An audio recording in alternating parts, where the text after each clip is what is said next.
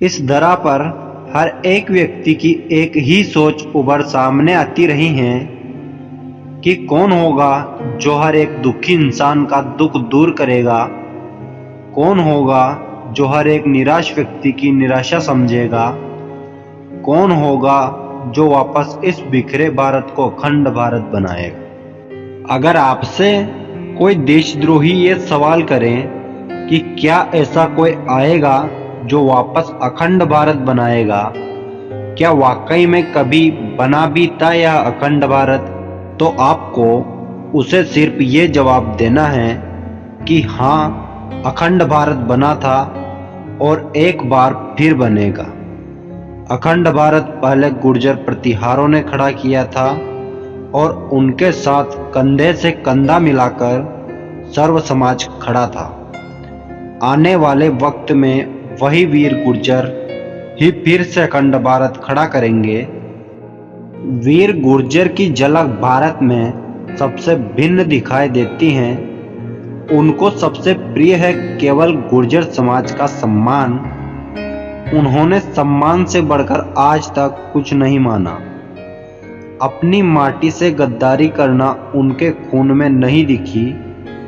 इस देश में उन्होंने हूण बनकर सनातन संस्कृति की रक्षा की और कुषाण बनकर सनातन को वापस शिखर तक पहुंचाया था।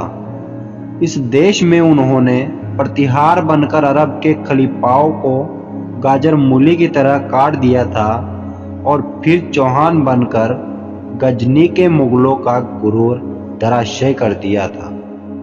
वीर गुर्जरों की बदौलत आज भारत हिंदुस्तान होने पर गर्व करता है। वीर गुर्जरों की बदौलत आज भारत शान से अपना सर उठाकर जीता है। न्याय के लिए, सच्चाई के लिए अपनों से भी लड़ो।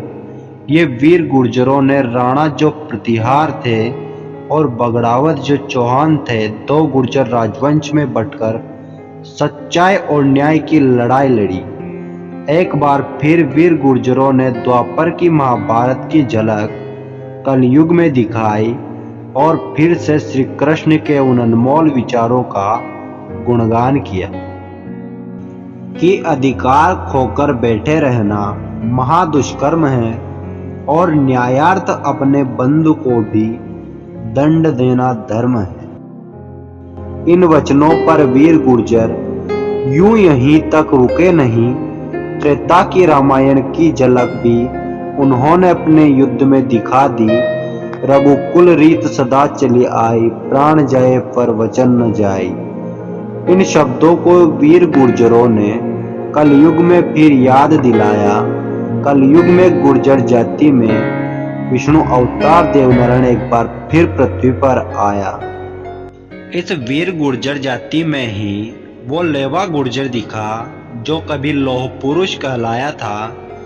इस वीर गुर्जर जाति में ही वो बैंसला गुर्जर दिखा जो कभी जिब्राल्टर की चट्टान कहलाया था। इस वीर गुर्जर जाति में ही वो बिदुड़ी गुर्जर दिखा जो किसान मसीहा नेता पायलट कहलाया था। अंत में अपनी वाणी को विराम देने से पहले मैं इस देश के हर एक शख्स से यही कहूँगा कि वीर गुर्जर कोई समाज नहीं, कोई धर्म नहीं, ये एक जीता जागता महाकाल का रूप है। ये हर एक दुखी इंसान की आस है। ये विश्व युद्ध गुरु क्षत्रिय वीर गुर्जर संघ है जिसका सम्मान इस देश के हर एक व्यक्ति को करना होगा और देश के गौरव को जानना होगा। राष्ट्र का गर्व है ये गुर्जर गौरव।